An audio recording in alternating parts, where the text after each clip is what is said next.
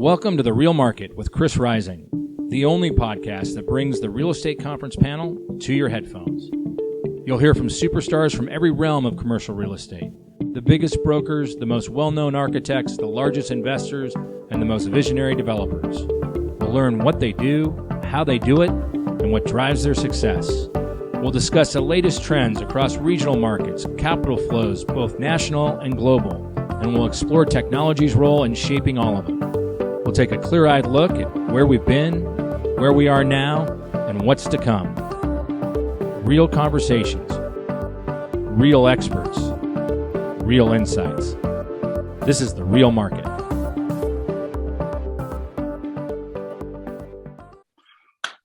Welcome to The Real Market with Chris Rising. I am extraordinarily excited to have my former boss, my mentor, my friend, John Cushman on The Real Market. It's something I've been hoping to get done over the years, and it's just really exciting to have John here because we're going to talk about a lot of really interesting things.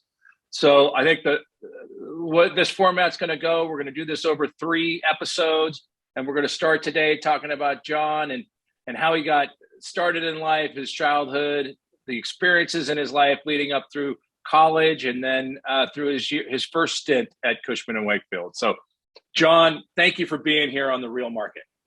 Thank you, Chris. I'm delighted to visit with you today. Life's been very exciting. That's terrific. Well, I have to imagine that when you started out in life, when you're young, you didn't really think about what it meant to be named John Clydesdale Cushman III. But that's a big name to start off the world with. And you grew up in New Jersey, big connections to New York City. Tell me a little bit about growing up. And I think everybody knows the legend of Triple Sticks, of John Cushman, where you're at today. But I don't know if a lot of people have really focused on how did it all start for you in the world in the 50s and 60s? Well, I grew up in a medium-sized town, Montclair, New Jersey, 14 miles from New York City. It was a commuter town. People worked in Midtown or downtown. They either took the bus or the train and the ferry boat if they were in Lower Manhattan. So I grew up in a family that obviously was real estate focused. And as a young boy, I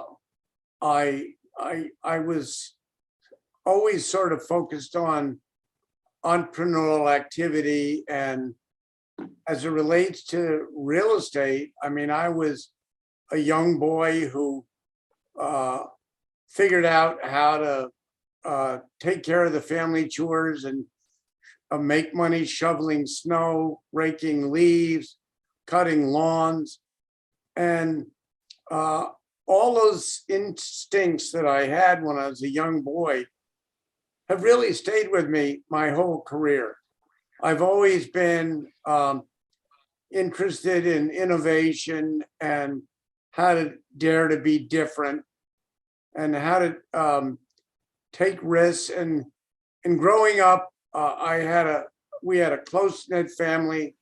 I have a fraternal twin brother, Lou Cushman, who's a vice chairman of Cushman Wakefield in Houston, Texas. A younger brother, David, who is 7 years younger, lives in California.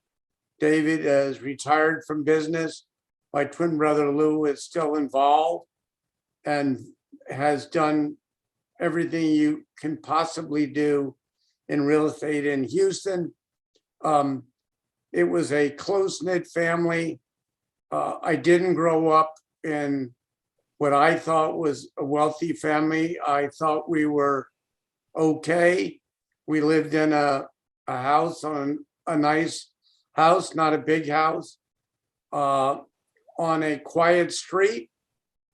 And Montclair was a very diverse town, way more diverse than my 4 sons' experience growing up in San Marino, California, because we had every ethnic,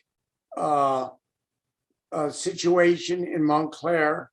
And so I experienced those things that everyone wants to talk about today in the world with diversity, inclusion, and collaboration. I didn't know anything different because that's how it was in Montclair. It was a town where I went to a public school, Montclair High School. And it was a great school. In that school, you had to do well in your schoolwork, play sports, and join Troop 12, which was my local scout troop rather.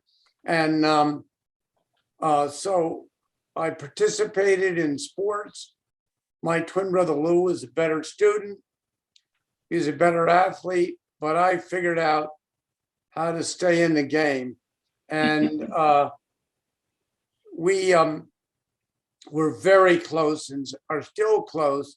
Obviously, growing up, we had our disagreements and we had some real fights. You know, I'm not talking about just disagreements where it ended up poorly for both of us because my mother ruled the house, and we paid a price for the fights and the trouble we caused. But if I had to do it again, I don't think I'd change much of anything. At what point in your youth and when you were starting the Boy Scouts did you start to recognize that your name had meaning? Because you're a third, which means your grandfather and your father bear the same name, but it's also, and was at the time, a name of a very recognizable real estate company in Manhattan. So when did you start to say, wow, maybe my family's had some success or at least some notoriety that other kids didn't have? Well, it was very interesting because I guess I was genetically disposed to go into real estate because our family's involvement in real estate went way back, actually way before Cushman and Wakefield. So I knew that back in the 1600s, my ancestor, Robert the Puritan Cushman, was the agent for the Plymouth colony. And this is not a true story, but I tell it like it is. People say, well, how did you get in real estate? I say, well, we got into it because Robert the Puritan Cushman actually leased the Mayflower, the little ship that sailed to Plymouth from Holland. So there is no truth to that statement. It's a good way to start. And then following the Mayflower in the 1600s was D. A. Cushman Realty, founded by Don Alonzo Cushman, who in the mid 1800s was a very successful merchant who became a significant real estate developer like you. And he lived in Chelsea and developed most of Chelsea with his partner, Clement Moore. Clement Moore wrote the song A Night Before Christmas. And they developed most of the land in New York City and Chelsea from 10th Avenue to the river, close to the river, and then from say 17th all the way to 22nd, 23rd Street. It was a gigantic piece of land, a very hot place to live today. I have no idea what it would be worth today, but we lost all of it, except one building in the Depression. So the next chapter of the family in real estate is Cushman and Wakefield. So my grandfather, J. Clydesdale Cushman, and Bernard Wakefield, my great uncle, they married sisters. People didn't realize that. And they both lived where I grew up in Montclair, New Jersey, both Bernard Wakefield and Clyde Cushman. So he was born in the 1880s and started Cushman and Wakefield in 1917. And it's been a great journey, but I do remember that real estate was kind of an important thing as a teenager, because my grandfather loved having myself and my twin brother Lou come to real estate events and go to the office in New York. So as a young man, I admired my grandfather. I thought he was unbelievable. He was a handsome, very handsome guy with a mustache and a double-breasted suit. And he actually was asked to be the man of distinction on the Shenley liquor bottle. And of course, he pretended like it was that was terrible, but I know he thought that was great, but he didn't, of course, do it.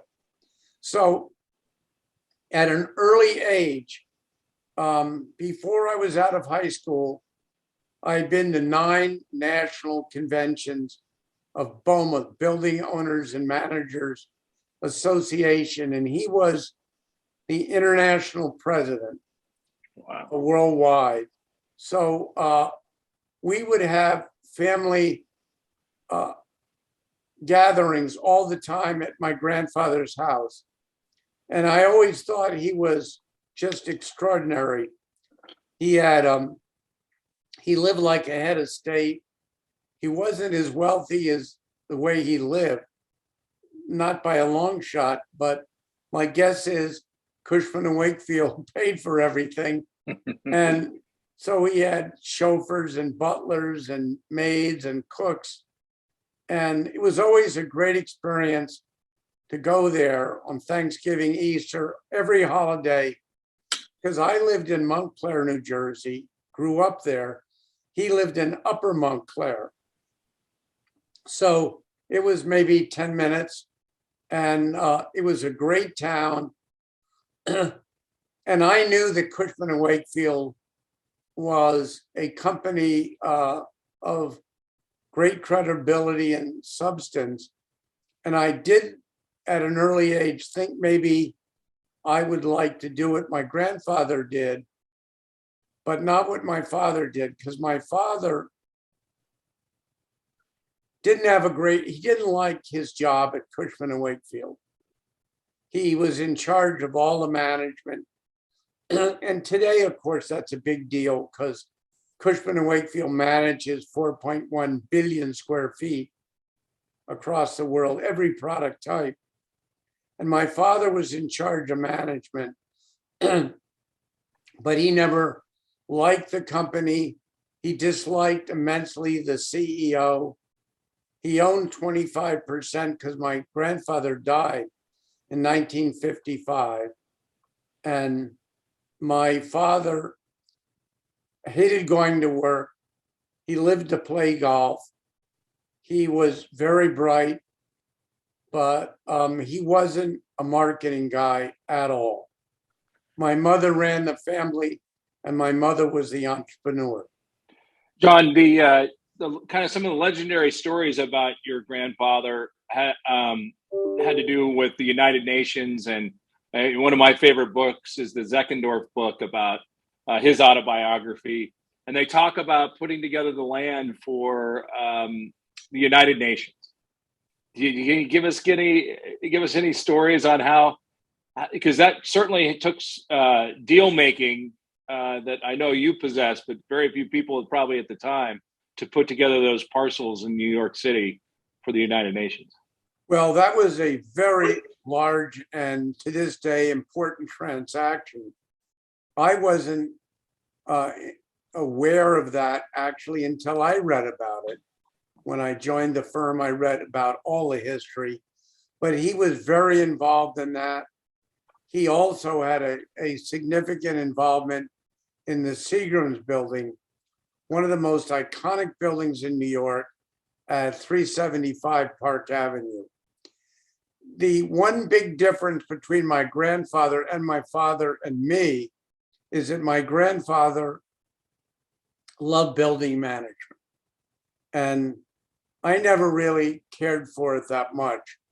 And in my career, I've been involved with it, obviously at Cushman and Wakefield as the global chairman. And then when I started my company, Cushman Realty, but I never really liked it. I liked the deal side of real estate. I liked the transactional challenges.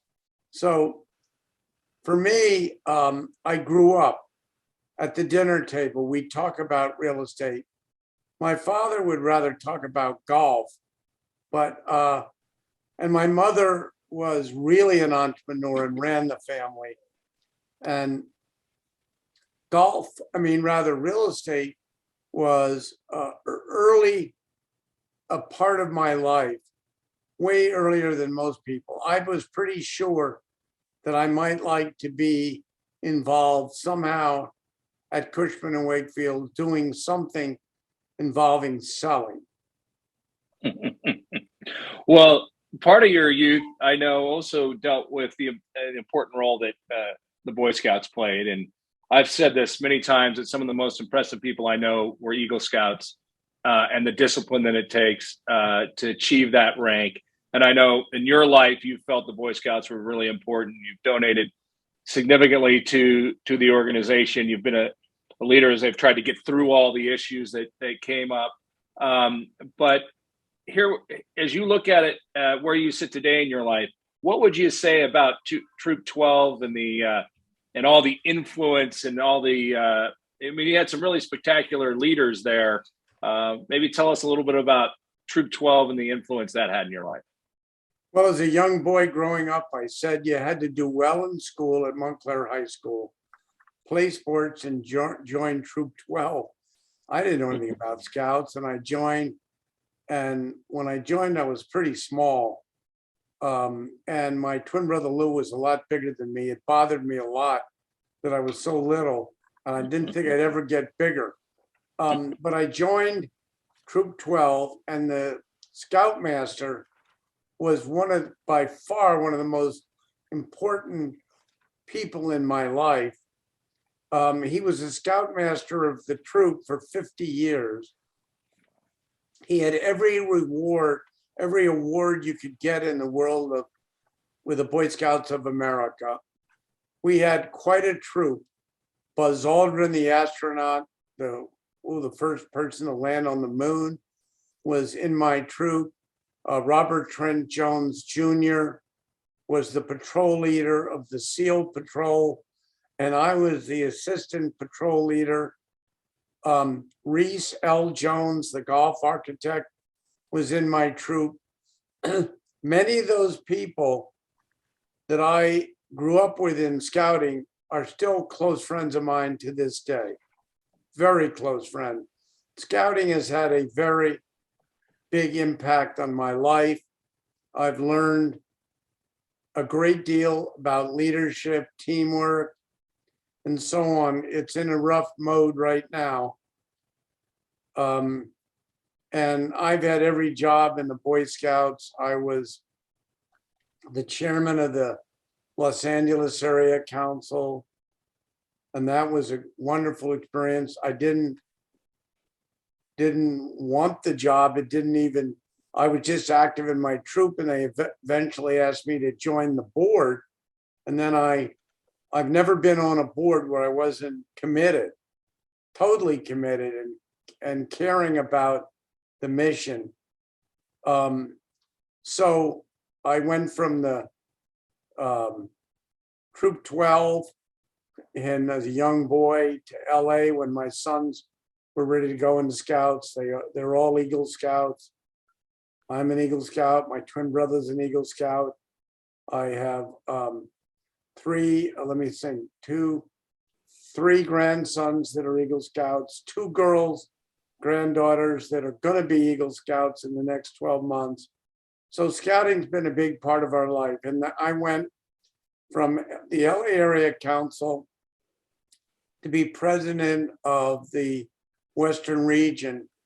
And that was a great experience because I got very close to the LDS Church, where I had 400,000 Mormon young people in my under my wing, and then I went on to join the Boy Scouts in Irving, Texas, and joined the national board. I had every job, from being the treasurer to eventually being the president of the Boy Scouts of America. So what impacted my life was the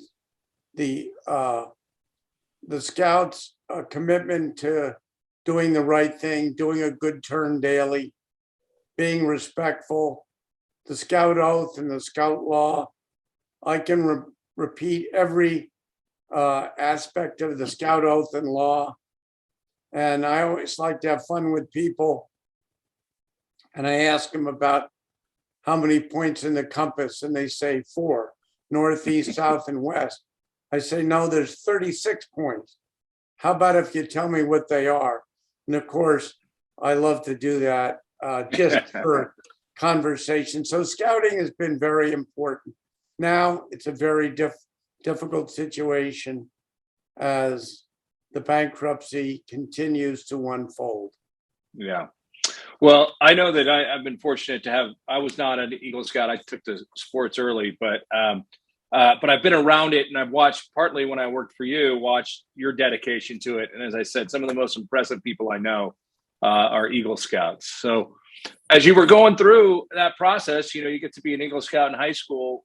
You started looking at where you might go to college and what your career path was going to be. I know you're very proud of your alma mater, who did very well in the NCAA tournament. And but tell us about how you went from Montclair High School to Colgate. Well, in my town at my high school, there was a very big commitment from Montclair High School to Colgate University. And some of the most admired athletes that were before me at Montclair went to Colgate. I went, and my family was an Amherst family, Amherst College. And my father went there, my twin brother went there, and my father wanted me to go there. It's the last place I wanted to go, because I kind of cruised through high school, and I took a lot of shortcuts that I paid a price for in college, but I got in. I knew I didn't want to go to Amherst, and I thought Colgate was great. I grew up in the snow in Montclair, and I knew Colgate would be a long winter. But I went there. I had a great experience. I was starting out, I was amongst the worst students in the university. Matter of fact, when I sold my house recently in Pasadena, I found all my report cards, and I looked at them. I was horrified because they were terrible. You went on to law school and all that stuff. I had a rough first year because I cruised through high school and I paid a dear price. My twin brother Lou was smarter than I was, and so he had graduated cum laude. As it was, after my first semester, I told my parents I wasn't sure that college was right for me. And I worked till 2 a.m. my first semester, did not do well, got lousy grades. I worked even harder the second semester, and I got worse grades. And so what happened was I learned what I should have done in high school by the end of one painful year. And by my second year, I had good marks. I was able to get on the dean's list. I was an economics major. I actually didn't like my major at all. I didn't like the professors. And my minor was in fine arts. And I was really enthralled by architecture. And I had a professor, and I just couldn't wait to go to his classes. And I was very involved in buildings and the history of covered bridges and starved churches in Norway. And so Colgate was good to me. I was in a great fraternity. We had 9 captains of 9 teams. We were a small all-men's school with 900. We played football against Army, Navy, Penn State, and Syracuse. Syracuse was #1 in America. They were the #1 team.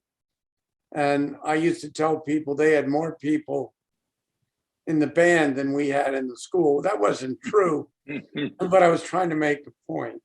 And so I went on and had a great experience.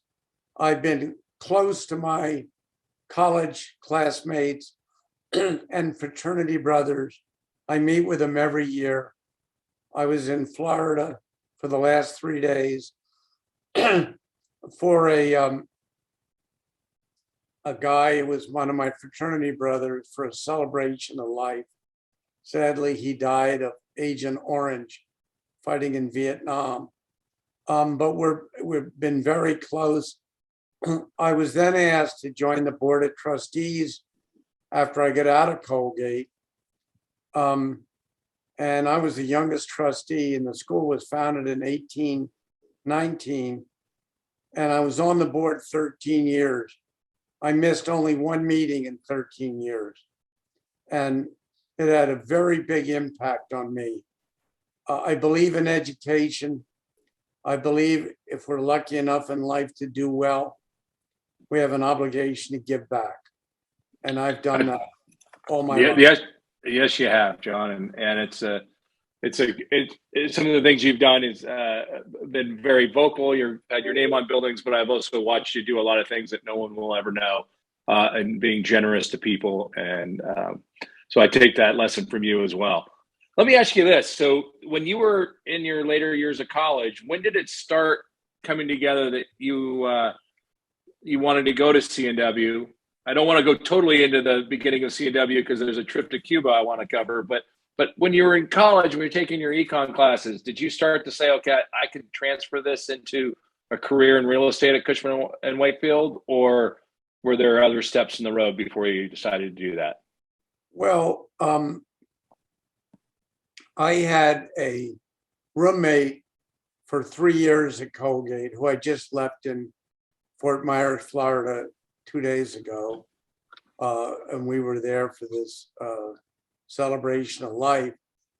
And he reminded me when I was in Florida that I had told him in my fraternity that I was really mad and upset at how poorly my father was treated. And I wanted to go to Cushman and Wakefield and rise to the top.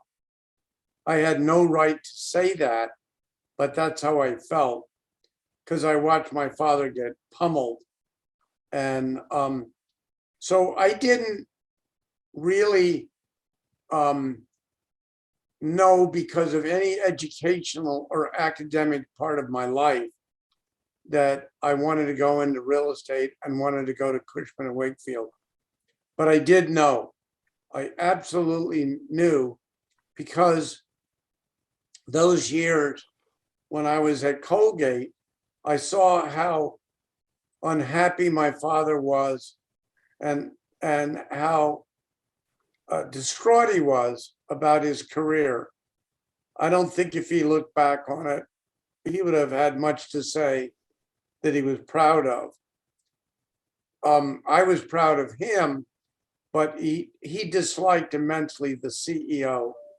And my roommate knew and reminded me, as I just said, that I knew I wanted to join the company. I had a bad chip on my shoulder, which I realized soon after I got in the business, I better get rid of that chip on my shoulder, because I can't beat everybody. I can beat some people some of the time, but I can't beat all of the people all of the time. So my belief that I wanted to go in real estate probably was at least the last 2 years at Colgate University was a real desire on my part. I didn't know what I wanted to do precisely, but I knew what a broker was, and I thought I wanted to be a broker. Interesting. So as you got towards graduation, and I know over the years I've heard about this famous trip to Cuba. I think I'd love the audience to hear it because not many people can say that they met a young Fidel Castro. So could you tell us a little bit about how you and your brother got a chance to get to Cuba? Yeah, my parents, yes, my parents had close friends who lived in Fort Lauderdale, and they owned a motel. And they had 2 absolutely beautiful daughters. And Lou and I had the opportunity to go to Fort Lauderdale.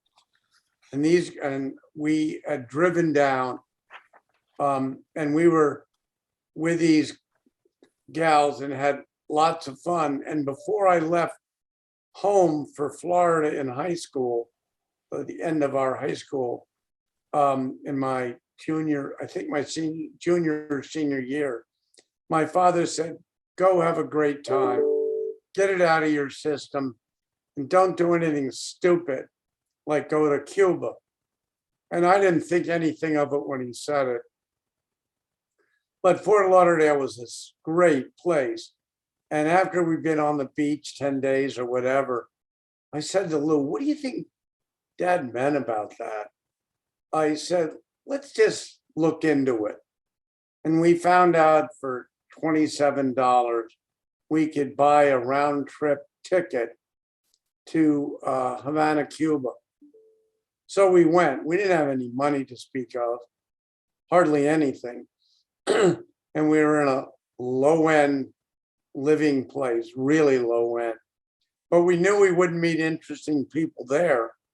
So we went to the best hotel, the Havana Hilton. And we were in the lobby, and all of a sudden there was a gigantic commotion. And all these motorcade of Oldsmobiles pulled up, and they got out, and we didn't know what it was. And there were all these people with machine guns in the lobby, a large contingent of security. And it turned out it was Fidel Castro. We didn't know right away who it was, but then we realized, and we went up the stairs where he was going to meet with a group of young lawyers, American lawyers. Remember, he was very controversial because he was a young guy who took over from Batista. And he met with these lawyers, and we went upstairs, and we somehow got tangled up with his security detail and Fidel Castro. So we spent quite a bit of time with him.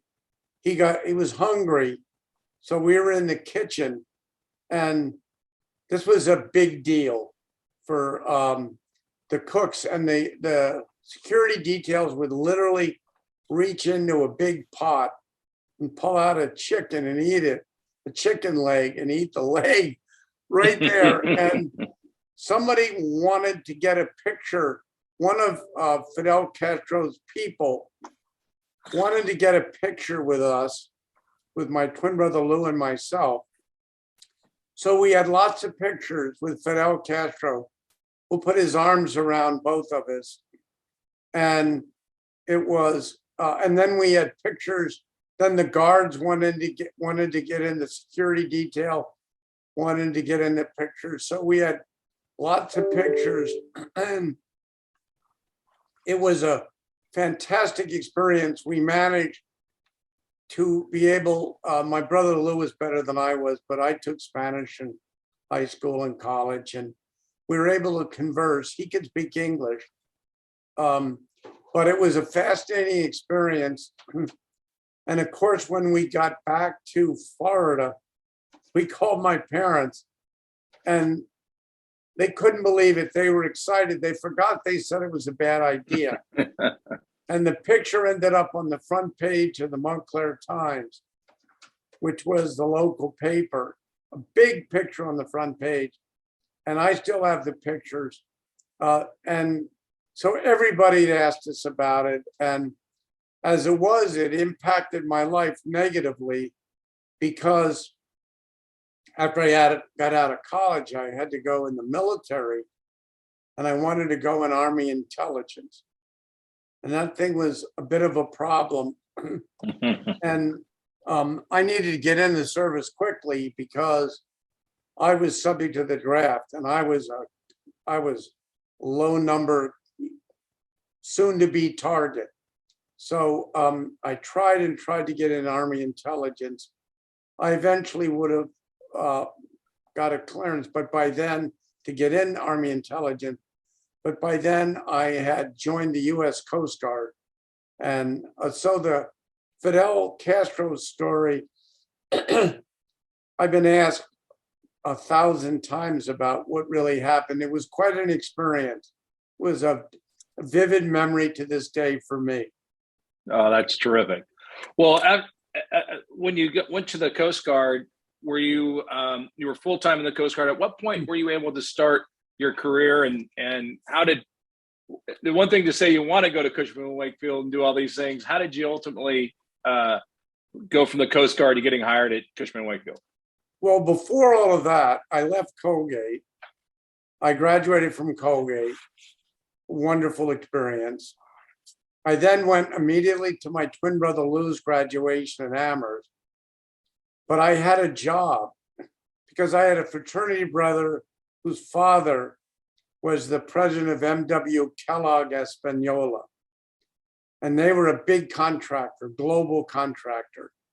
So I had a job as an expat in Spain on the Riviera. So I left my brother's graduation.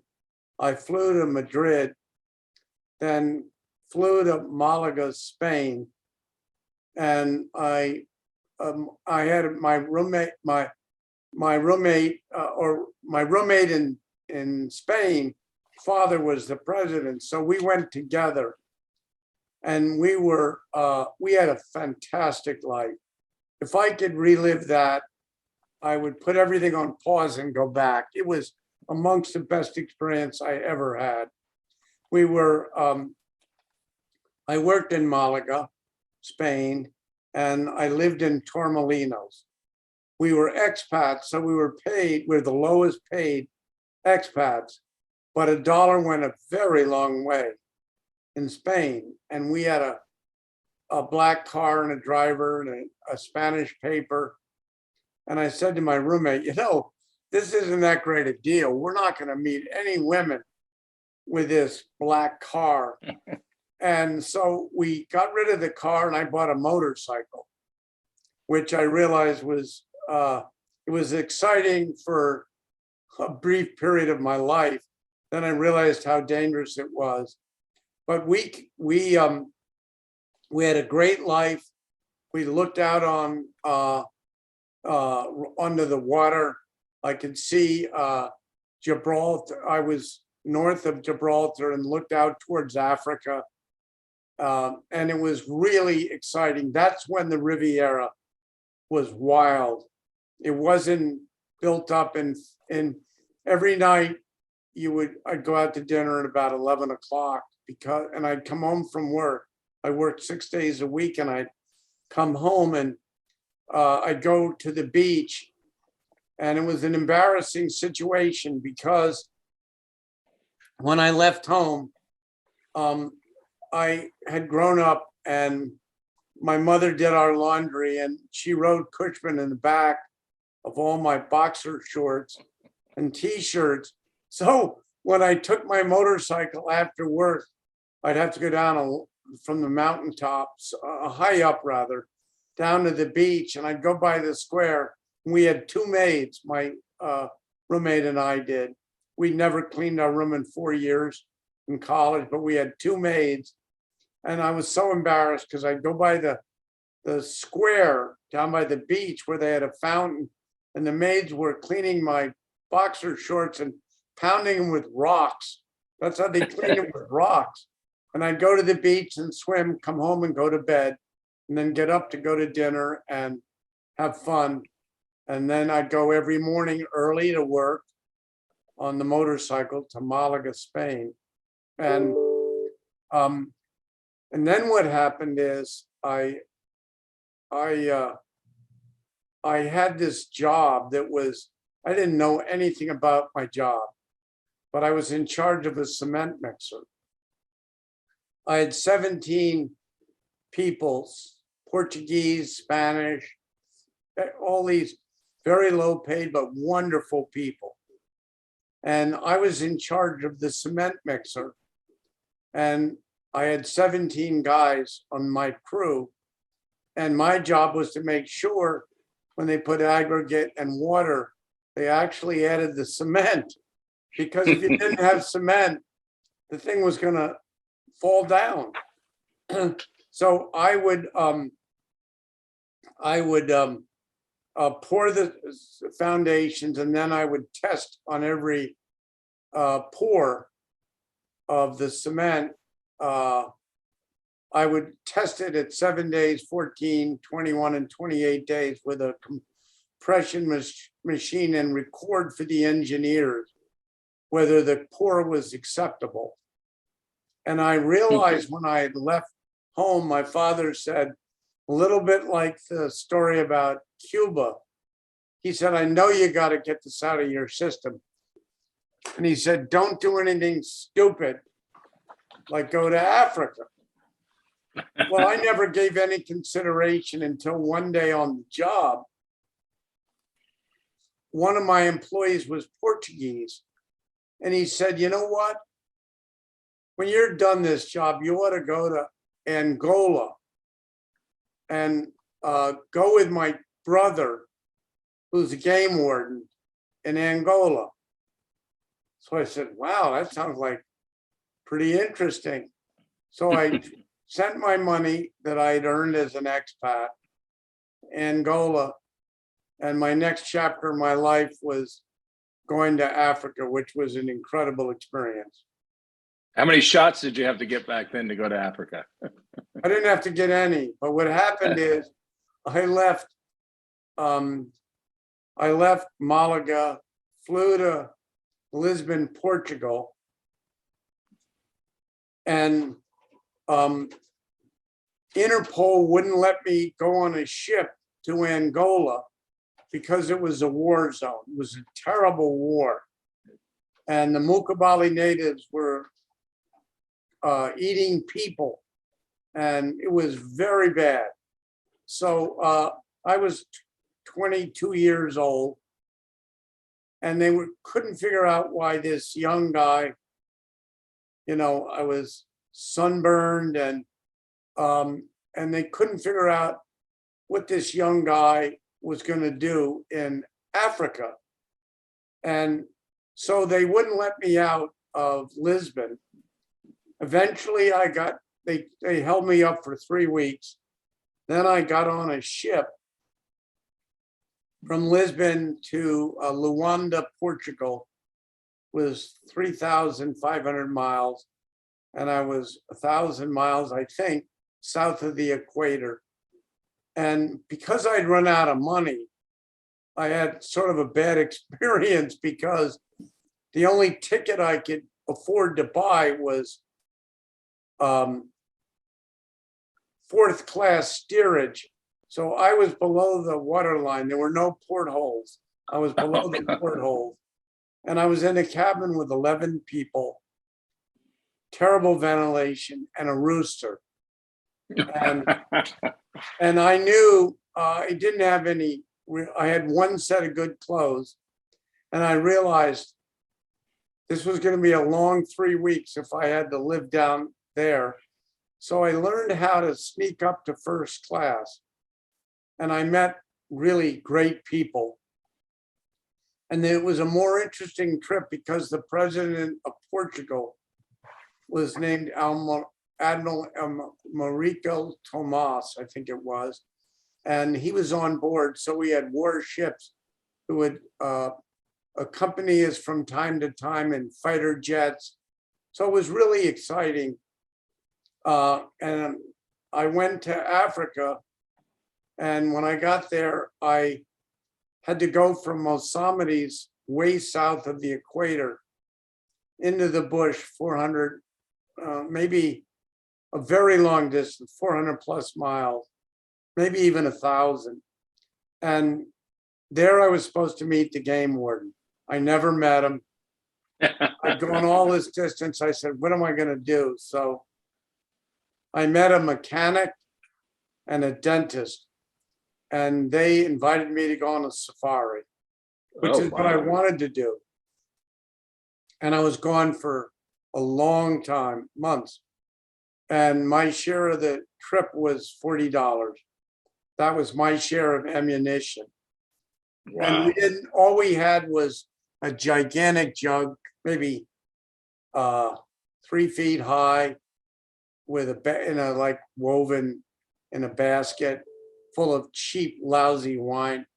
We had bread, and we had lots of 5-gallon cans of gasoline everywhere on this Jeep we went in. It was an extended Jeep, long range gasoline. And we had one native who spoke the Mukabali language. And it was an experience that was super dangerous. I came out of it alive. I took immense risks, ridiculous risks. And after that, the course was over, and I didn't get eaten by a lion or bitten by a snake. I saw lots of very incredible things in the jungle. It was not a jungle, heavy green. It was dry, with elephants, ostrich, snakes, everything. And when we were hungry, we'd shoot an animal and eat it. So Wow. it was never a question about food.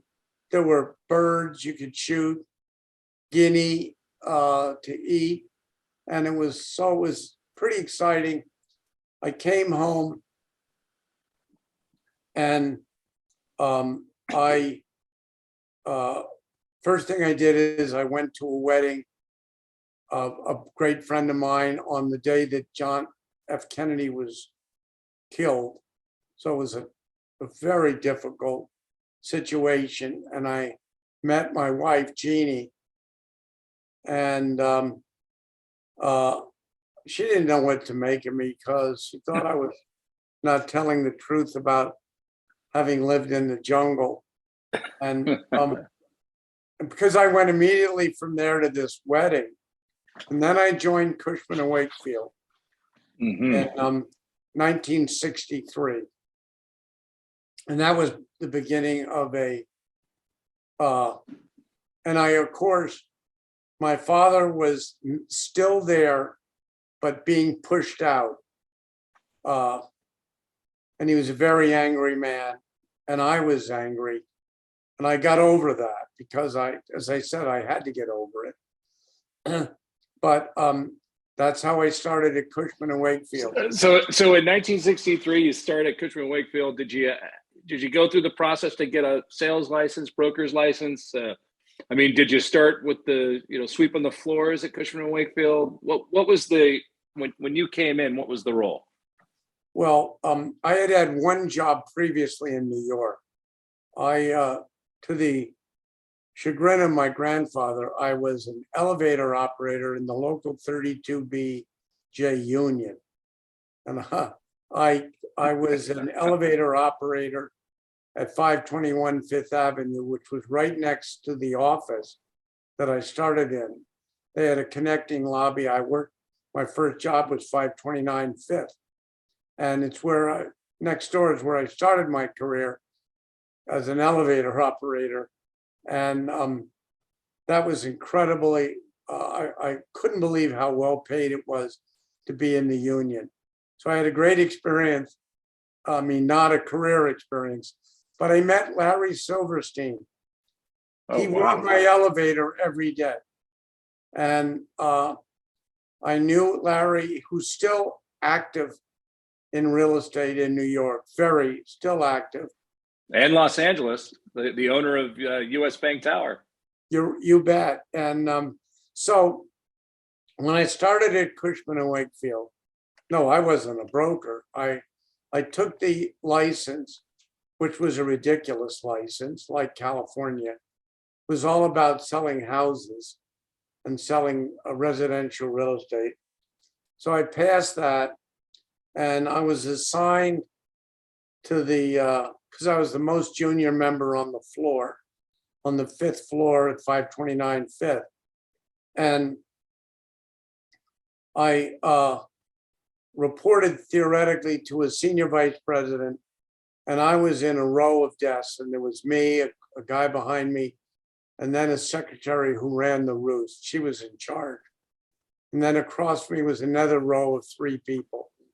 And the guy behind me, his name was J. Jacques Juncker.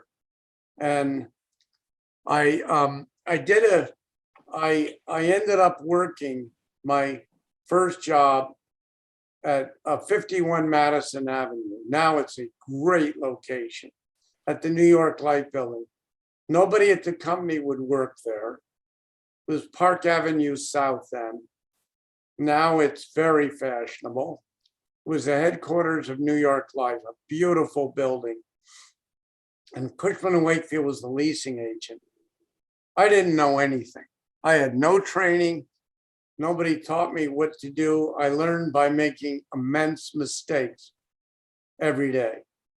And my job was to canvass down in that neighborhood. And I reported to a senior VP who all he wanted to do was to have me find deals and he'd collect all the money. And I got paid $75 a week. And I realized I couldn't live on it. And so I moved back home to Montclair, rode the bus, and what I would do every day was the same. Every day I'd do the same thing. I would go to this part of Madison Avenue down to 28th Street, and I would go to every building on the top floor. Remember, there was no security in 1963, none. You got in, you walked in the lobby, got in the elevator, went to the top floor. That's when the doors to a lot of these offices were glass. They were wooden doors. These were old buildings with glass in the middle of the wood. And then gold was the name of the company and all. So I'd start on the top floor and say that I was wanted to talk to him about moving to this great building, 51 Madison Avenue, beautiful building. And I had little 3x5 cards, and I would write down the date, the time, who I met with, and what I learned. And I turned out I had hundreds and hundreds of cards, and I realized this was hopeless.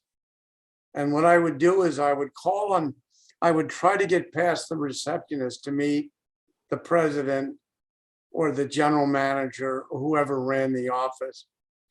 And most times they would throw me out and I never got anywhere. But I learned, I developed a kind of a spiel that eventually worked. And I remember that I was talking to this South African company, and I got by the receptionist and met the president, who wasn't happy with his space. So I had arranged for him to meet me. And I'll remember one of my first early major mistakes. Those were the days when the office buildings had radiators, and there was an enclosure over the radiator. And I had learned that there were air induction systems with a 2-pipe system on the exterior. So I was telling this, I got this guy to come and tour the space. It was a great building, but nobody wanted to work down there. But this guy was interested.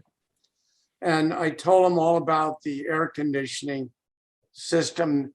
And he went over to this enclosure and moved it. It was incredibly embarrassing for me. because it had nothing, it was an old radiator. And so I made mistakes every day, and I'd go back to the office and I would try to call people to see if they were interested. But, you had to, but the canvassing was a way of life. I did it every day for quite a few years.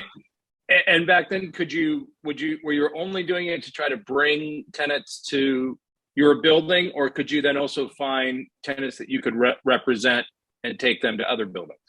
My job was to find tenants for the New York Life building at 51 Madison Avenue. But the bottom line is I did find some other tenants. So when I would report to the senior VP, he said, "Oh, good work, John." He'd follow up. And I remember after I did that deal with the South African company, I didn't know what a blue slip was. It was what you filled out for your commission. And I didn't know how to do it.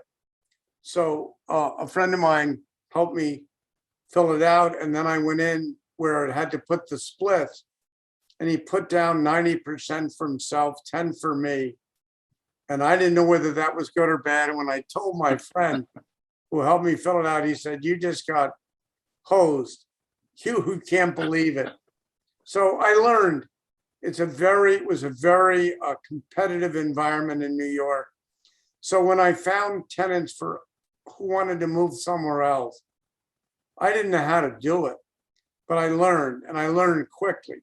So my first year wasn't too productive, but I had a plan for myself. And the plan was that by the time I was 30, remember I'm 22, 23, going on 23. By the time I'm 30, I wanted to be independent in terms of financially independent, which I was fortunate enough to have happen. But the real estate brokerage I eventually made got away from that 51 Madison Avenue into deals in other buildings, and had every year was way better than the year before. And then, of course, the next stop was California. Well, as we lead into California and talk about your time there, is there any lesson that you learned about canvassing that you think has been critical to your success? I mean, I know when I was working with you, you would often get frustrated if young brokers came in and they weren't willing to canvass. But maybe you could talk about, what were some of those gritty lessons you learned when you walk in buildings and people throw you out? Well, I learned that if you want to be a broker and you want to be involved with marketing and sales, everything I did in those years is still relevant to this day. It's just different. Instead of knocking on you can't get on the elevator at any building, hardly. Maybe smaller suburban buildings, but all these buildings now have security, and you have to have a card key access. So the bottom line of it is, what I learned was that I learned in LA. In LA, I was able to canvass when I got there initially. That was no problem. You could walk in any building. But as the business changed, and today, 2022, I would still canvass by calling people on the phone. And if I had one word to describe my good luck in business, one word, it would be relationships, one word. And I learned about relationships because the experience in New York was not a game changer. I did well.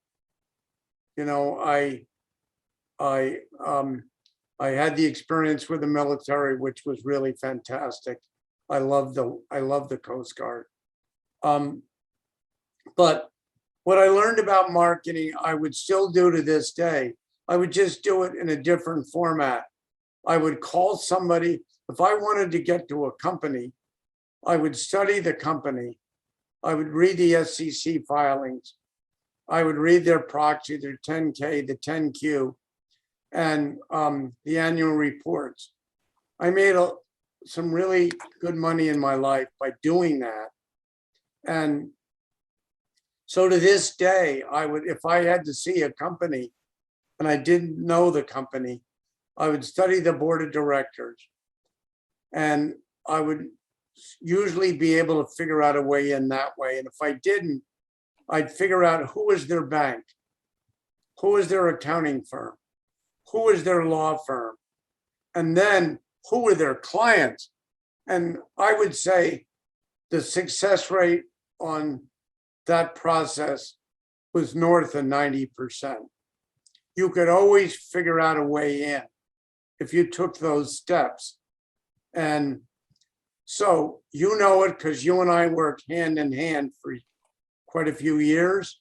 And so I would say, I also found early in my career that young people used to not want to work on little transactions. I worked on little transactions and big transactions. And I remember at Cushman Wakefield, when I started out in LA, I wanted to win the award every year for the smallest transaction. I won it every year. I would get the award for leasing AT&T a storage closet month to month.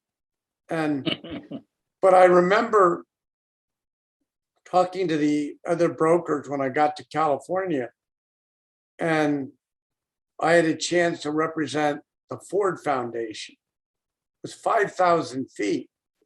And the other people said, that's a waste of time. I said, no, it's not a waste of time. I'll figure out how to work that relationship through the board, which I know could open doors in every direction. So I think the young people, if you're an owner, developer, an institution, a real estate service company like CBRE, JLL, Cushman and Wakefield, Newmark, you have to canvas. It's just, I guess we would say it's a different type of canvassing. Yeah. But it's absolutely alive and well. I agree. So let's talk about, I mean, you have this well-recognized name, you're working in New York, started a young family. How did the concept of moving to Los Angeles even come up, and what was the process that brought you out here? That was one of the more interesting chapters in my life, because Cushman and Wakefield had successfully been involved with the development as a consultant of the Bank of America building in San Francisco at 555 Market. And because of that and other relationships, Cushman and Wakefield was asked to be involved with the development in LA. There was a development of the Richfield Oil Company that was acquired by Atlantic Richfield and Bank of America. And they needed to open an office in LA. So as it turned out, I realized the course I was on in New York would take me at least 5, if not 10 years to get where I wanted. And because those senior VPs and senior officers owned the accounts, and everybody claimed they owned the business. And so what happened was Cushman and Wakefield had a guy that I competed with all the time, my whole career. They asked him first. He was older than I was, very successful in New York. He didn't want to leave. So they asked me. So I came home and I told Jeannie, we lived in a little apartment in New Jersey in Montclair. I said, they've offered me an opportunity to move to California, and I'm going to open the first office in Southern California. As it turned out, I didn't know one person. I had done one deal a few years earlier for Reuben H. Donnelly, an industrial deal, but I didn't know anybody. I didn't know LA. I'd been there once, and when I was in high school with my grandfather to a BOMA International Convention. So I said to Jeannie, who didn't like New Jersey, she didn't like Montclair. She was a school teacher in Verona, New Jersey. And it was it wasn't well, it was a good place for me, but she didn't like it. So when I raised the possibility, she said yes. So we never owned a home. I think we paid very little for our apartment. And we moved to California, to LA, and I moved to Pasadena. I'd never owned a house, and I was terrified because I paid $50,000 for the house, but I had no idea how I was going to pay the mortgage. And incidentally, to put it all in perspective, the interest rate I paid was 6%. I actually sold the house at a loss for $46,000. That was on Oak Knoll by the Huntington Hotel. And it was a wonderful house. As it turned out, I was able to pay the mortgage. So I opened the office. It was in the old Douglas Oil building on the corner of 5th and Flower. Nobody knows it because it was demolished. It was part of the site for the Atlantic Richfield Plaza. And we had space in the Douglas Oil building. And it turned out that I was first in the office. I was the first hire. Another guy was hired, was in charge of finance. I was in charge of leasing, and another guy was in charge of construction. The guy who was in charge of finance thought he was in charge. I didn't know whether I was in charge, but I didn't like him too much. And I liked the construction guy. So we had a battle from the minute we met. I didn't like him. And there became, and now I'm in charge of the leasing. There was no doubt about that. And Arco Plaza was 4.3 million gross feet. I was 26 years old. This was a joint development of Atlantic Richfield, Bank of America, and Cushman Wakefield. B of A owned 48%, Arco owned 48%, and Cushman Wakefield owned 4%.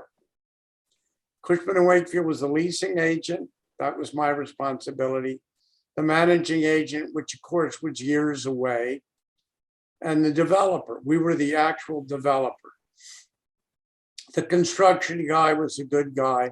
The finance guy had come from Mass Mutual. So we were at each other's throats for years. But it was a fascinating experience because Arco Plaza was 2.6 million rentable square feet, 218,000 rentable, 252-story towers, and 225,000 feet of space below grade for retail. So my job. How much of it was going to be leased by the two companies, Arco and B of A, out of the gate? And then how much, so therefore how much was left for you to lease to third party? Arco committed to 200,000 in the North Tower. B of A committed to 400,000 in the South Tower. And we had so we had 2 million feet, almost to the 1 point, let's see, it was it was about 1,700,000 feet to lease. It was the most space in any building ever built in the world to lease. And I am sure that a B of A wondered whether this 26-year-old guy knew what he was doing and could lease it. I had a lot of confidence in myself. I didn't worry about the finance guy or the construction guy. It's 1967. It's going to be years before it's open. and my job was to find the tenants. It was by far the most important milestone event in my life, because I had to find those tenants, and my focus was on the office space. And I found that every day in the beginning, I would go to the architect, which was both the architect and the engineer. And they were a very powerful family in LA, Albert C. Martin and Associates. And I decided, since the building wouldn't be done, that part of every day I would go to the architect's office and learn about structural steel, and learn about drywall, and learn about electrical and mechanical. So it was like going to college, and I did it every day. And I listened, I didn't ask questions. I made copious notes. So to this day, I can tell you how many tons of steel, what the steel cost, how many panes of glass, how big was the glass, how tall was the building.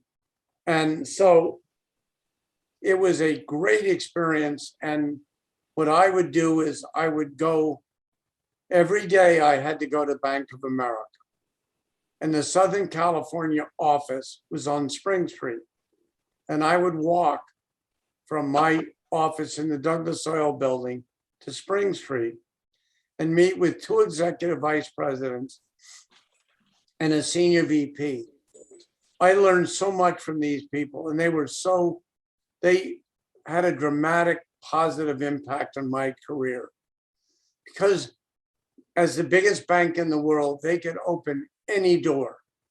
It was more of a blue collar bank, and Security Pacific National Bank was the establishment bank for the big fancy families and fancy companies.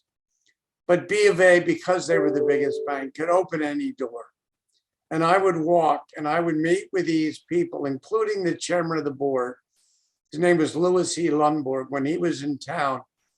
And I said to myself, what a lucky guy I am. I'm 26. I meet every day, 5 days a week, with the heads of the Bank of America in Southern California and the chairman of the board.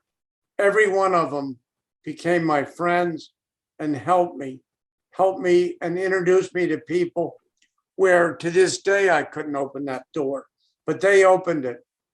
They opened it wide, and we got a lot of those tenants to move. And then I would canvass everywhere, every building, because remember, no security, no card keys. And ARCO was run by a senior VP, not a senior VP, an executive VP who was heir apparent to be the head. And I became very close with him. He eventually got forced out, but I became especially close to the chairman of the board of ARCO, who was one of the mentors in my life, along with my scoutmaster, O.K. Taylor. And his name was Robert O. Anderson.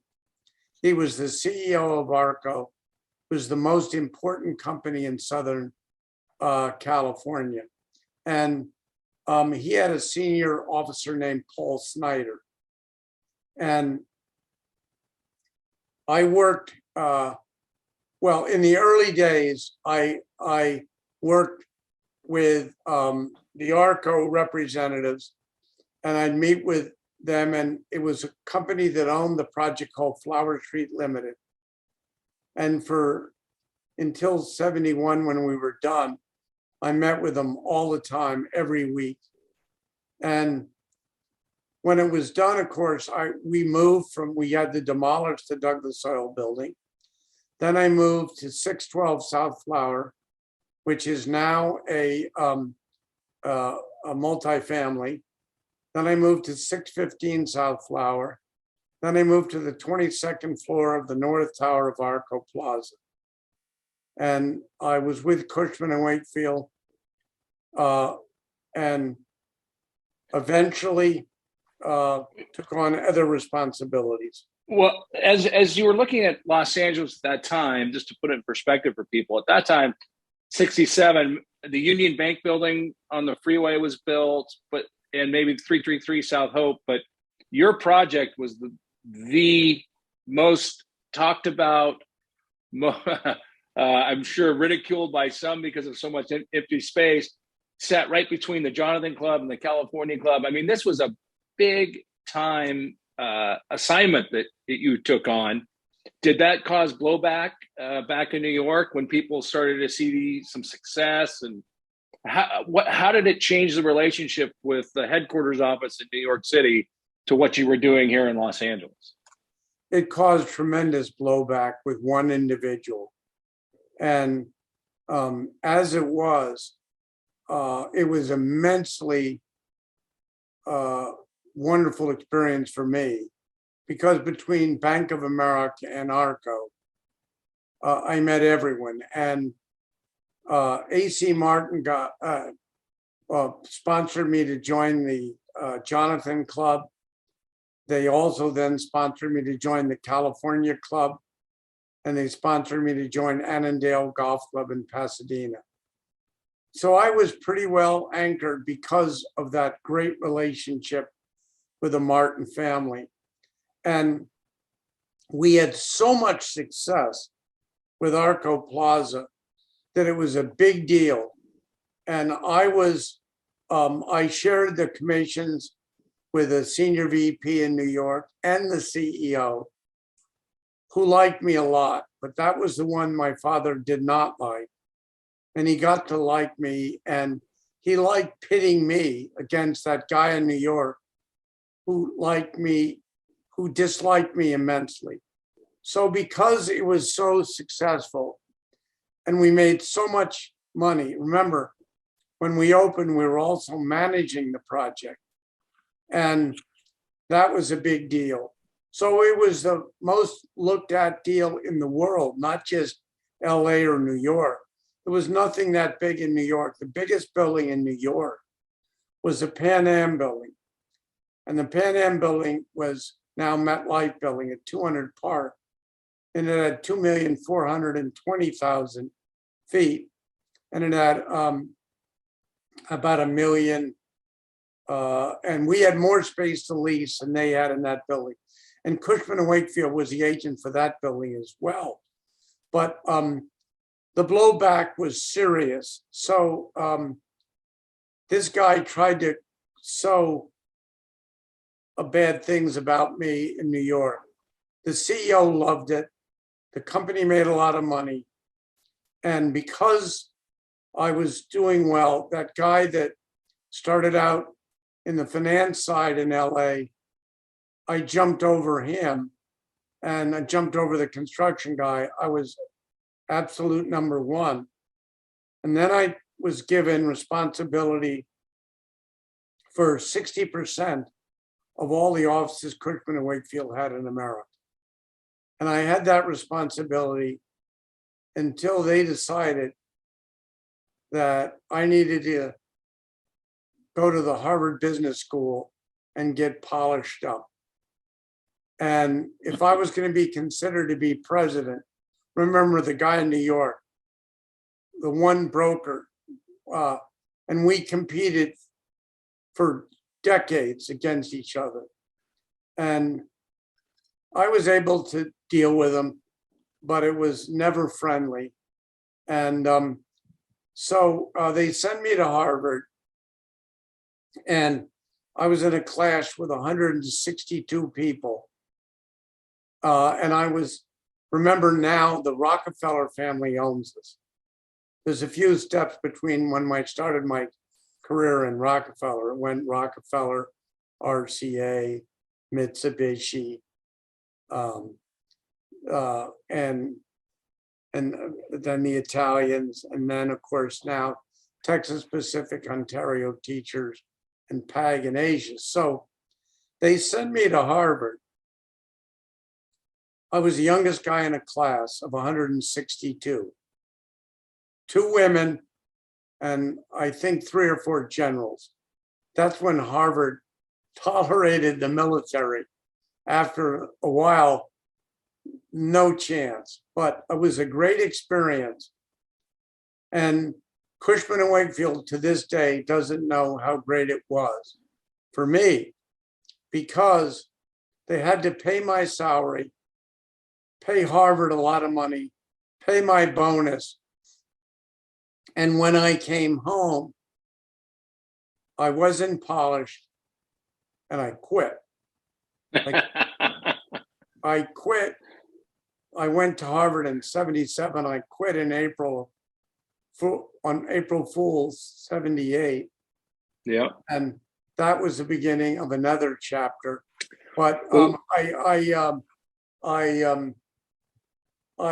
learned so much at Harvard, and I learned so much at Cushman and Wakefield.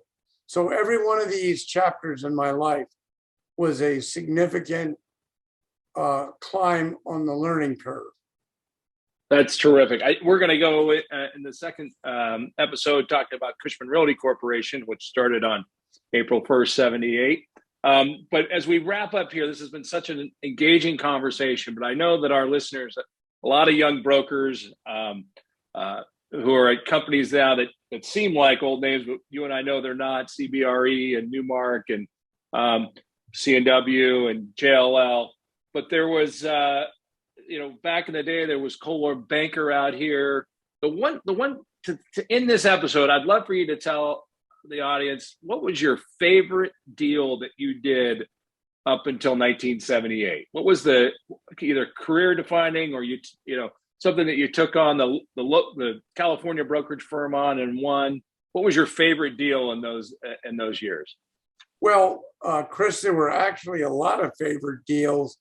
I negotiated the lease with B of A and ARCO, but obviously I wasn't compensated on those. And I would say doing the transaction with Boeing, it was I